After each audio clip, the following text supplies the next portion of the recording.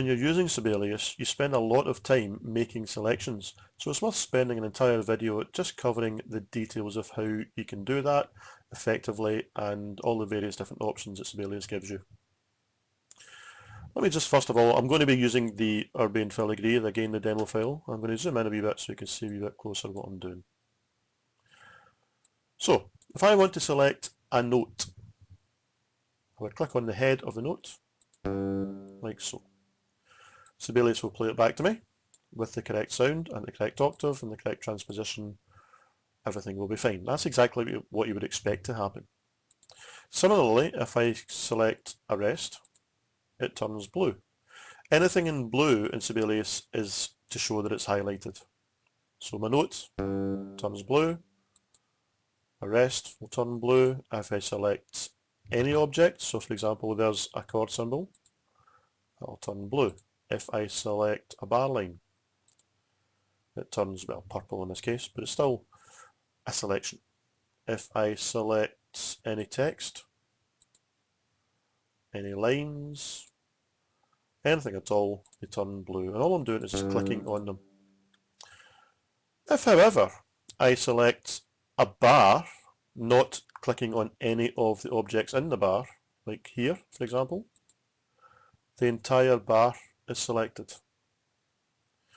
If I demonstrate this with this bar, you will see that not only are all the notes selected, but all the other stuff attached to that bar is selected. In this case, the chord symbol and the two text markings. So to select an entire bar, just click on a blank part of the bar.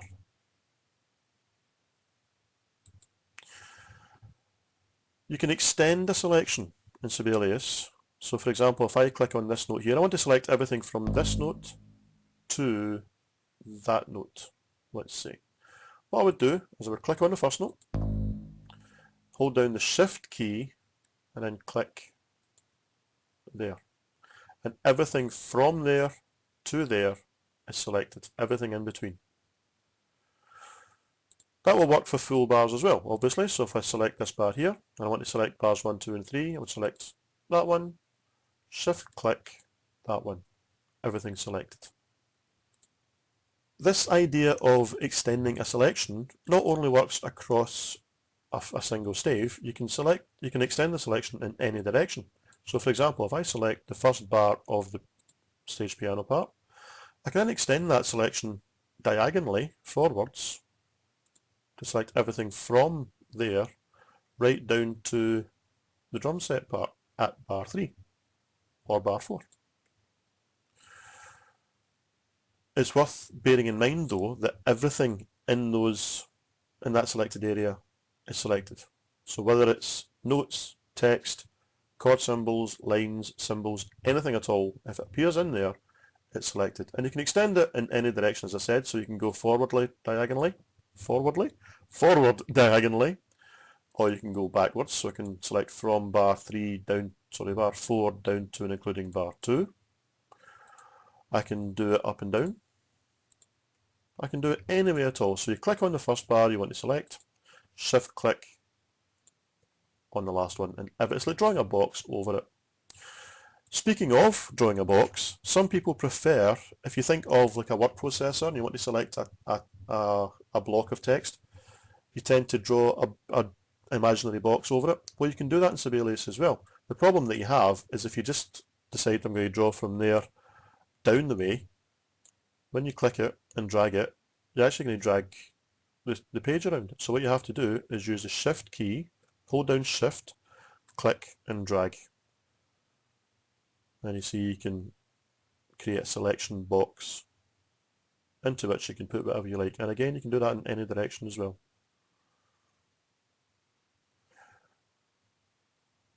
That technique, incidentally, is called rubber banding. So, you can extend the selection by using the Shift key. However, let me just zoom in again, show you what I'm going to show you next. I want to select that note and that note, but not the notes in between. Well, in that case, I would use the Control key. So I'd click on the first one, hold down Control, and click on that one. And everything between there is not selected, but just the notes that I actually click on are selected. Let me show you that with a different part. If, for example, look at the drum set part here, I can click on, let's say, all the snare drum part, all the snare drum notes. I can just hold down Control, click on them all individually, and they're all selected, but not the notes in between. Sibelius calls the selection of a range, they call the shift click technique, they call that a contiguous selection because everything in between is selected, and the control click is called non-contiguous because it's just the notes that are selected and not everything in between.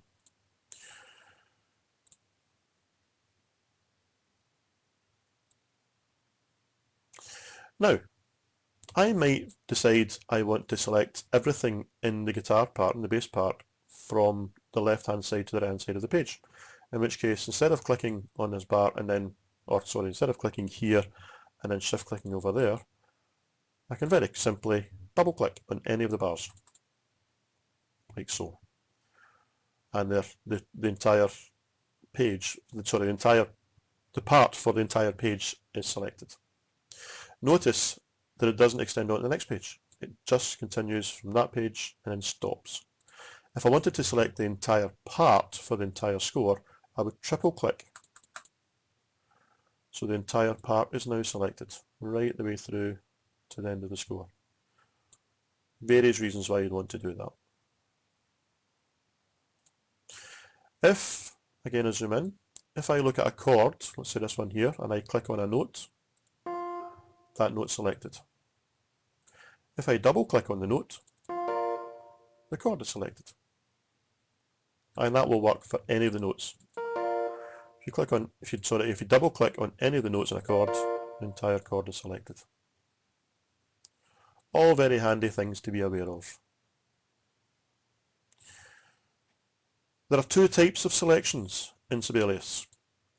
There's a staff selection, which gives you a blue box. All of the selections we've made so far have been staff selections. The other type of selection in Sibelius is a system selection. And if I, for example, hold down the Control key and click on this bar, I don't get a blue box, I get a purple box. And that extends for the entire score at that bar. That's called a system selection. Now, what's the difference? Okay, well let me show you this. If I, for example, let's say I take that bar there, and I press the delete key, the contents of that bar go away. However, the bar itself remains. So far so good. If, however, I make a system selection and select the entire part down here and then hit delete, the bar itself goes away, and all the contents obviously, but the bar itself is gone. So let me just demonstrate that again. I'm going to zoom out a wee bit so you can see better what I'm doing. If I select a bar without clicking in it, without holding down any modifier keys, bar turns blue, hit delete, contents of the bar go away.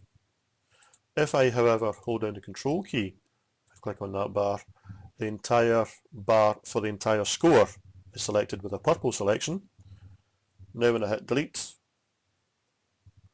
that entire bar has gone from the score. That could be handy, for example, if you have a whole lot of empty bars at the end of your music, if you've been using FlexiTime input. That's a quick way to delete all the empty bars at the end of it. You make a system selection by holding down the Control key. You then extend that by using the Shift key to cover all the bars you want. So for example, if I was going to do that here, I would hold down the Control key here, extend that selection in the same way as before by using the Shift key, let's say to this bar here. Those three bars are now selected, hit delete, those three bars go away. That would obviously work for any of the bars. So knowing how to make selections of various types is a very important part of how you use Sibelius, and it's highly recommended that you spend a wee bit of time just selecting stuff, using the different modifier keys, using Control, using Shift, so you get to understand quickly and easily how to use selections in Sibelius.